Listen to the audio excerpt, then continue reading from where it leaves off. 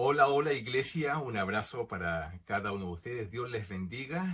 Seguimos compartiendo como cada semana la palabra del Señor y como hemos venido ya comentando, estamos en una serie que tiene por nombre Principios de Restauración. Mira qué importante es la restauración para cada uno de nosotros y que podamos vivirla, experimentarla en plenitud. Para eso vamos a estar compartiendo una serie de mensajes que llevan por título Principios de Restauración. Y hoy día en particular vamos a hablar sobre claves. Tres claves que son claves para comprender la restauración en su plenitud. El título del mensaje de hoy día es Claves de una restauración completa. Y así como la semana pasada nos tomamos de la historia de David, un hombre que experimentó una situación muy compleja en su vida por causa justamente de un pecado que él cometió, pero que también vivió y experimentó la restauración y nos dejó registro de ello de una forma poética, maravillosa, que son los libros de los Salmos. Estuvimos en el Salmo 32 y hoy día vamos a ir al Salmo 51, que está familiarizado, ¿no? Emparentado justamente con este Salmo. Y es el Salmo que nos da cuenta justamente de un proceso de restauración y que nos permite extraer de él justamente claves para comprender cómo debe experimentarse la restauración de manera completa.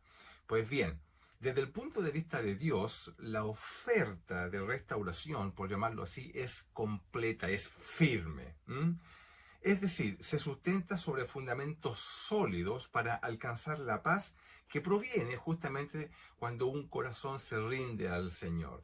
Esto que proviene de Dios nos permite justamente experimentar en plenitud aquello que Dios nos dice que es posible a través de la restauración. Para que esto sea posible, Dios, por cierto, ya ha hecho su parte. Ahora nos toca a nosotros experimentar aquello que la palabra de Dios ofrece para nosotros como camino seguro en términos de restauración, para vivir la plenitud, como señalaba, de aquello que Dios nos señala en su palabra. Yo creo que es lo que todos nosotros queremos experimentar, ¿no? Una restauración completa, ¿ya? Y que no queden cosas ahí atrapadas, y que de alguna forma nos lleven a vivir esclavos de situaciones pasadas que hemos vivido, que hemos experimentado, o que nosotros mismos hemos provocado. En fin, todo eso es posible según la palabra del Señor. Bueno, vamos a ir al Salmo 51, vamos a leer el versículo 10. Ahí dice así, dice, crea en mí, oh Dios, dice, un corazón limpio y renueva un espíritu recto dentro de mí. La primera clave que quiero compartir con ustedes hoy día es que para poder comprender los conceptos de una restauración completa, tenemos que aceptar que solo Dios puede cambiar el corazón. Esto que es un principio fundamental en la palabra del Señor, parece ser que muchos de nosotros preferimos acudir a mecanismos alternativos que nos ofrecen transformación, cambio, paz interior, etcétera, pero no acudimos a la fuente de la paz, que es justamente la palabra del Señor. Crea en mí, oh Dios, un corazón limpio. Crea, es un acto de creación. Bueno, lo primero que quiero señalar es que es imposible que el ser humano pueda cambiarse a sí mismo. Por favor, esto tenemos que internalizarlo, incorporarlo en nuestra manera de pensar, en nuestra cosmovisión, en nuestra manera de entender el Evangelio, que es imposible que el ser humano pueda cambiarse a sí mismo. No lo va a hacer la educación, no lo va a hacer la moralidad. Puedes tener un montón de educación sobre ti, ser un hombre letrado, culto, etcétera, o vivir un alto estándar de moralidad, pero eso es esfuerzo humano. La Biblia le llama eso esfuerzo de la carne, ¿ya? Y eso tiene o puede inducir a hacernos creer que vivimos en independencia de Dios y que podemos lograr resolver estas situaciones tan profundas del corazón a través de terapias alternativas. No estoy diciendo con esto que todos estos mecanismos sean malos en sí mismos, al contrario, son muy buenos, te pueden ayudar, pero si tú quieres vivir la transformación de un corazón limpio, restaurado, sano, en plenitud, eso solamente es posible a través de la obra del Espíritu Santo y que actúa en nosotros. Eso es muy fundamental. La Biblia dice, crea, oh Dios, un corazón limpio. El acto de crear implica que la restauración se vive en plenitud cuando tú y yo hemos vivido justamente la conversión. Un corazón limpio, cuando hablamos de corazón, la Biblia no está hablando de esto que está acá, ¿no? No es el músculo cardíaco, no, no. Cuando la Biblia habla del corazón, lo que quiere hablar es de la mente. Está hablando del acto racional. Mira, ya lo dijimos la semana pasada. Es decir, una mente renovada. No se trata de sentimientos, sino que se trata de pensamientos. ¿Ah? Es lo que el apóstol Pablo dice en Romanos 12, ¿no? Que debe ser renovado nuestra mente. Y este ejercicio de transformación ya es un acto de conversión producto de la obra del Espíritu Santo. Esto significa que para que nuestros sentimientos, por tanto, encuentren una vía sana de expresión, ¿ya? Lo que debe cambiar primero es nuestra manera de pensar. El apóstol Pablo en el Nuevo Testamento usa una expresión, ¿no? Que habla de la transformación de la mente, ¿ya? Y esto tiene que ver con un ejercicio racional donde Dios obra sobre nuestras mentes justamente para transformarnos. Porque cuando cambia nuestra manera de pensar, bueno, va a cambiar nuestra manera de actuar. Una persona que ve evidencias en su vida de que ha actuado de manera incorrecta, que no ha hecho la voluntad de Dios y por tanto está viviendo las consecuencias de ello, podrá llorar mucho, podrá sentirse compungido de corazón, pero mientras no cambie su manera de comprender la fe, de comprender las cosas de Dios, va a recaer una y otra vez. Esto es tan típico, ¿no? Yo creo que tú y yo lo vivimos, lo experimentamos, lo vemos en el contexto de la iglesia, de personas que parece ser que se vaciaran en un compungimiento doloroso, de arrepentimiento y de lágrimas, pero luego vuelven a hacer lo mismo. ¿Por qué? Porque no han experimentado un arrepentimiento que básicamente es un ejercicio de transformación de la mente. Mira lo que David, a lo cual está apelando, ¿no? Comprendiendo que lo que requiere él es un cambio en su manera de pensar. Tenía un entendimiento equivocado. Tú y yo muchas veces actuamos de manera equivocada porque tenemos un entendimiento equivocado de las cosas de Dios. Por tanto, esto solo es posible a través de un acto de creación. Es lo que tú y yo llamamos un acto de conversión. Qué interesante esto. A mí me fascina, permíteme ocupar esa palabra, comprender lo que significa el acto de conversión. No abrazas una ideología llamada cristianismo. No abrazas ahora una manera de entendimiento respecto de cómo se entienden las cosas. No, no, tu corazón, ¿cierto? Tu ser interior lo que experimenta es un acto de creación interna que solamente es posible a través de la obra del Espíritu Santo. Bien, y mira lo que dice el salmista. Dice en la segunda parte del versículo 10, él dice, y renueva un espíritu recto dentro de mí. Esto es la base firme en la cual debe descansar lo que somos.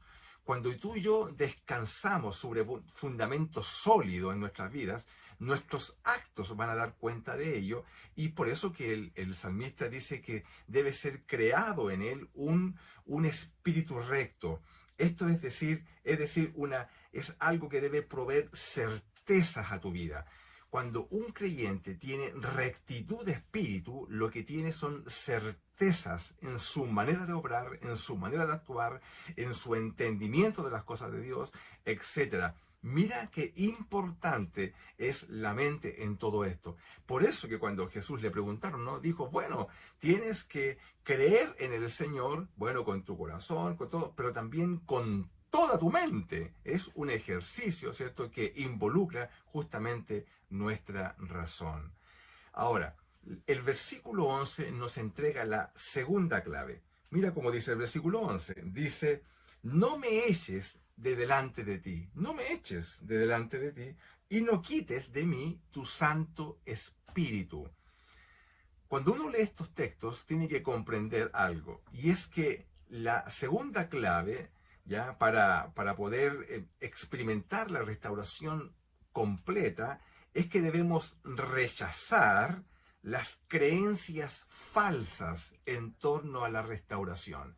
Mira qué importante es esto, rechazar, resistir aquellas doctrinas que pululan, ¿cierto?, incluso dentro de la iglesia y que son falsas.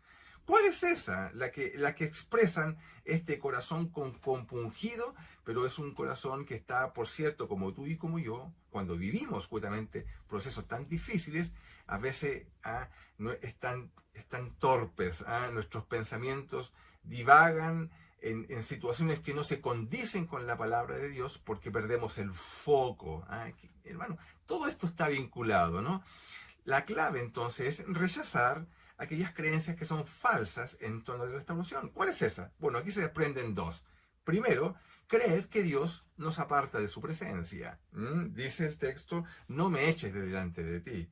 O sea, el pecado, por cierto, y la vida en rebeldía a los principios de Dios, por cierto, que nos apartan de Dios. Claro que sí, tú lo has experimentado, yo también. Pero no en el sentido de perder la salvación, sino en el sentido de perder la comunión con Dios, ¿sí? Sin embargo, ya lo que la Biblia nos muestra es que de parte de Dios la restauración está disponible, porque así como dijo Jesús, ¿cierto? El que busca halla. En otras palabras, nunca nadie se perdió buscando al Señor. El que lo buscó, lo encontró. ¿Amén? ¿Sí? ¿Ok? Mira, el Salmo 51, un poquito más adelante, dice, los sacrificios de Dios son el espíritu quebrantado, ¿sí? Al corazón contrito y humillado, no despreciarás tú, oh Dios. David tiene una certeza que para ti y para mí hoy día es una certeza bíblica, tiene fundamento escritural. ¿Cuál es? De que el Señor, ¿cierto?, no desprecia un corazón contrito y humillado. Podemos estar apartados de la comunión de Dios, pero Dios está cercano para quien lo busque, pero que lo busque con un corazón contrito y humillado, ¿cierto? Ahí hay una clave también. Por tanto, el mismo cierto texto nos señala un poquito más adelante que cercano está Jehová a los quebrantados de corazón, ¿ya? Y esto está en el Salmo 34. En otras palabras, no debemos entender que Dios está tan lejos de nosotros que es imposible que podamos acercarnos a Él. No es lo que la Biblia dice. A veces las personas, ¿cierto?, se acercan, en este caso a mí, y me dicen, pastor, por favor, yo estoy muy lejos del Señor y yo necesito que, por favor, usted ore conmigo y le pida al Señor que Él me... Hermano, lo que tú me estás diciendo cuando me estás expresando eso es que estás lejos de la comunión de Dios. Pero si tu corazón, ¿cierto?, gira en torno a la contrición de espíritu, al quebrantamiento interior, Dios se hace cercano. Mira qué importante es afirmar los conceptos bíblicos, ¿cierto?, en nuestra manera de entender cómo nos relacionamos con Dios. Pues bien, pero la segunda parte dice algo más, en el versículo 11. Dice, y no quites de mí tu Santo Espíritu. Hermano, cuidado con este texto, ¿cierto? Porque no quites de mí tu Santo Espíritu es sinónimo de perder aquello que nos vincula con Dios. No tener el Espíritu de Dios, el Espíritu Santo, es la condición de una persona natural, según lo expresa el apóstol Pablo. Usando la terminología del apóstol Pablo, una persona natural es una persona que no tiene el Espíritu Santo. Para ti y para mí hoy día eso significa que es un no creyente. Una persona que no es creyente en Cristo, que no es un ejercicio de fe, de convicción de espíritu, confiando en la salvación de Dios, esa persona es una persona no creyente y por tanto no tiene el Espíritu Santo en él. Eso lo dice clarito la palabra del Señor. Cuando leemos, no quites de mí tu Santo Espíritu, debemos entender este texto de acuerdo a la concepción del Antiguo Testamento. Efectivamente, en el antiguo orden, ¿cierto?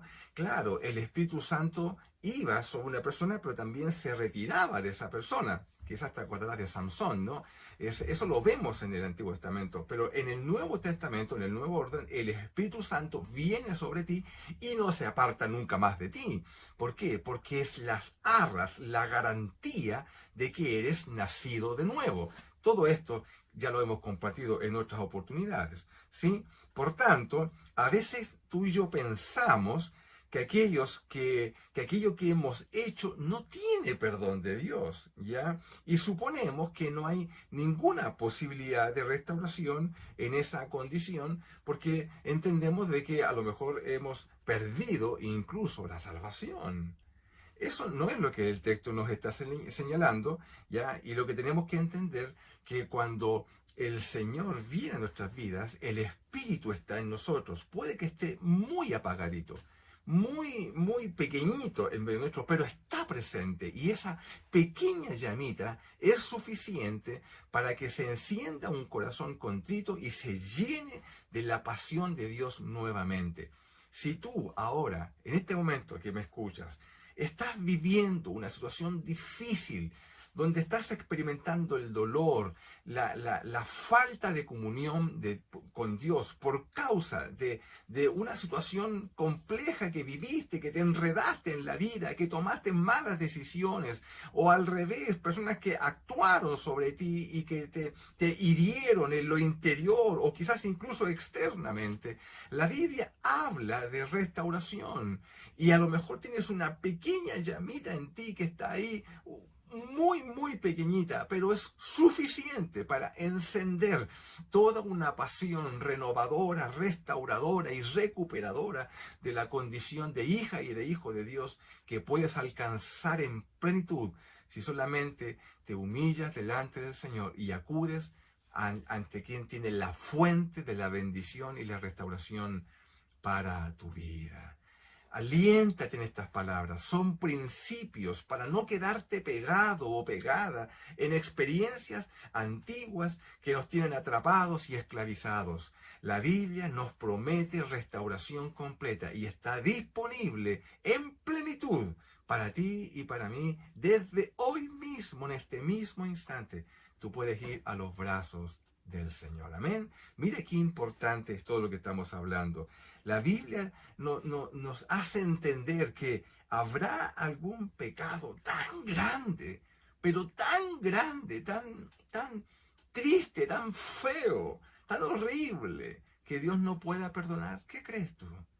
¿Qué crees tú? ¿Habrá algo que Dios no pueda perdonar? La Biblia, ¿cierto? El único pecado que no se perdona en la Biblia es el pecado de rechazarlo. Rechazar a Dios, por cierto, bueno, la persona toma una definición desde su manera de entender, rechazan abiertamente a Dios. Y por cierto, eso no tiene perdón. Pero si tú has vivido una experiencia dolorosa, siempre, hermano querido, siempre tienes la opción de la restauración sobre tu vida. Amén. Mira como dice Isaías, este tremendo profeta del Antiguo Testamento, dice, venid luego, dice Jehová, y estemos a cuenta. ¿Ah? Si vuestros pecados fueren como la grana, ¿ah? Como la nieve serán emblanquecidos. ¿Ah? Si fueren rojos como el carmesí, vendrán a ser como blanca lana. Hace un tiempo atrás recuerdo, yo tengo un libro que compré hace muchos años sobre la experiencia, es un libro testimonial sobre la vida de unos pastores. Y creo que he compartido esto con ustedes. Y en el interior, en algún momento está como el antes. Ellos relatan su vida, cómo eran sin Dios. Era un matrimonio que vivía la vida como vive la gente sin Dios, ¿ah? En su voluntarioso, siguiendo su propia voluntad, siguiendo su propia manera de entendimiento de las cosas y por cierto llamando a lo bueno malo y a lo malo bueno, ¿cierto? Pero ellos tienen una conversión y ellos relatan esa conversión y queda establecida dentro del libro con páginas rojas, completamente rojas. Y luego comienza el libro nuevamente. Y cuando yo miraba esas páginas decía, Señor, así son las páginas de mi vida. Y un día predicando en Bethesda, yo dije, hermano, todos aquellos que tienen páginas rojas en su vida, pónganse de pie, ¿ya? Después de haber predicado. Toda la gente se puso de pie, porque ¿quién puede negar que en su vida hay páginas rojas, ya rojas, rojas, rojas, como el carmesí, pero que pueden venir a ser emblanquecidas como blanca lana cuando la acción del Espíritu Santo obra sobre ellos? Porque esa misma rojo de carmesí, de páginas rojas, son, cierto, también restauradas por la sangre de Jesús, que limpia todo pecado. Amén. Muy bien. Vamos a la tercera clave para poder experimentar toda la plenitud de una restauración. Y está en el versículo 12. Dice aquí: vuélveme el gozo de tu salvación y espíritu noble me sustente, dice David. ¿Cuál es la clave? Que debemos aguardar con esperanza el resultado de nuestra restauración. Aguardar con esperanza. El creyente tiene esperanza. Tú y yo tenemos esperanza. Vivimos sobre una lógica de esperanza. Mira el mundo como está hoy día. Está convulsionado. Los mercados se caen. La economía, que está toda vinculada con todo, pareciera ser que todo se va a destruir, querido hermano, pero tú y yo tenemos esperanza. ¿Por qué? Porque nuestra esperanza no está en este mundo. Tú y yo tenemos y esperamos y aguardamos algo absolutamente mejor, en plenitud, que Dios tiene preparado para nosotros. Pues bien, la clave es aguardar con esperanza el resultado de nuestra restauración. ¿Cómo lo hacemos? El texto dice, ¿cierto? Dice: vuélveme el gozo de tu salvación. Lo dijimos la semana pasada. Es decir, sabiendo que nuestra completa felicidad descansa en vivir para Dios. Amada, amado, guardemos este pensamiento, incorpóralo en tu manera de vivir. Tu completa felicidad, la plenitud completa de tu vida está en vivir para Dios. Fuiste creado por Él. Y si fuimos creados por Dios, nuestro Creador, nuestro Hacedor, nos pensó para vivir para Él. Y cada vez que el hombre, cierto, equivoca su rumbo, no le da al blanco según lo que Dios ha prescrito para ti y para mí. ¿Cómo se llama? ¿Cómo se llama? ¿Cuál es la palabra que la Biblia usa cuando dice que erramos el blanco, que no apuntamos en la dirección? Eso significa pecado. Pecado es errar el blanco, equivocarnos en nuestro caminar. Bueno, debemos recuperar el gozo de la salvación. ¿Qué significa ello? Es despertar la alegría interna de espíritu de saberse hija de Dios, hijo de Dios. Querida, tienes papá. Tienes un papá, y ese es nuestro Señor. Si alguna vez perdimos el gozo de la comunión con Dios, bueno, la restauración lo hace completa, lo vuelve a recuperar. Si tú alguna vez has experimentado esto, sabes que es así. Si has vivido tiempos de restauración, en oración, en contrición de espíritu, y te has levantado de ello para gloria del Señor, sabes de lo que estoy hablando. Y si tú no lo has experimentado, debes saber por la palabra de Dios que hay restauración para tu vida. Amén. Pues bien, mira, en otro contexto Jesús dijo así: ¿qué hombre hay de vosotros que si su hijo le pide pan le dará piedras? O si le pide pescado le dará una serpiente. Mira, si tú te acercas a Dios, Dios te va a entregar toda la plenitud de lo que Él tiene para ti. Son los recursos ilimitados que Dios nos ofrece para experimentar nuestra completa restauración. Pues bien, ¿y cuál es lo segundo que se desprende del texto? Porque dice, y espíritu noble me sustente. Mira, David lo que está diciendo es: enséñame a ser obediente. En la NBI dice que un espíritu obediente me sostenga. En la Reina Valera lo que dice es: espíritu noble me sustente. Estamos hablando del ideal del creyente, que es el tuyo y el mío, de permanecer obediente a la palabra del Señor.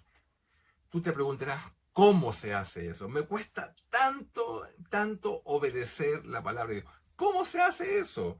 Pues bueno, tienes que escuchar esto. Mira, no hay nadie en este mundo que pueda vivir la vida cristiana.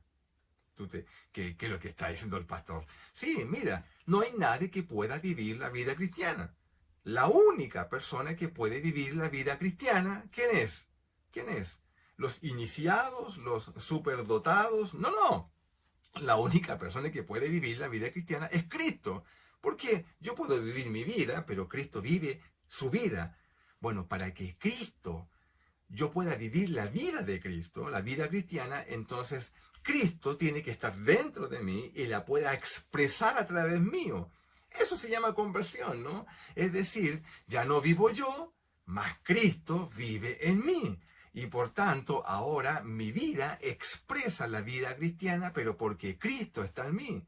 Esto es lo que el apóstol Pablo nos quiere expresar claramente en el Nuevo Testamento, ¿cierto? Por tanto, si alguna vez tú te apartaste de Dios viviendo tu vida según el designio de tu voluntad, ocupando la expresión bíblica, bueno, la restauración hace posible que Dios vuelva a ser la guía de tu vida, ¿ya? Y vuelve a encenderse nuevamente esa llamita que quizás está muy silenciada, muy pequeñita, pero se comienza a llenar, a llenar, a llenar.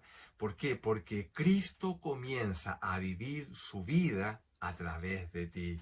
Y cuando la gente te vea, lo que va a ver ya no es a Iván Tobar, sino que ve a Cristo, porque está expresado en tu vida. Qué tremendo todo esto, ¿no, querido hermano, hermana de Panguipulli? Todo esto es tremendo. La restauración es un ideal para algunos inalcanzable, pero está plenamente asequible. ¿Para quién? Para todos aquellos que con un corazón contrito y humillado se enfrentan a vivir justamente esta experiencia maravillosa que tú y yo podemos vivir. Amén. Y tú y yo calificamos. Todos. ¿Por qué todos? Porque todos necesitamos restauración. Y una vez que has sido restaurado, lo más seguro es que vengan otras áreas en tu vida y como decimos en Bethesda, siempre, siempre, siempre estamos en restauración. Siempre alguna cosita.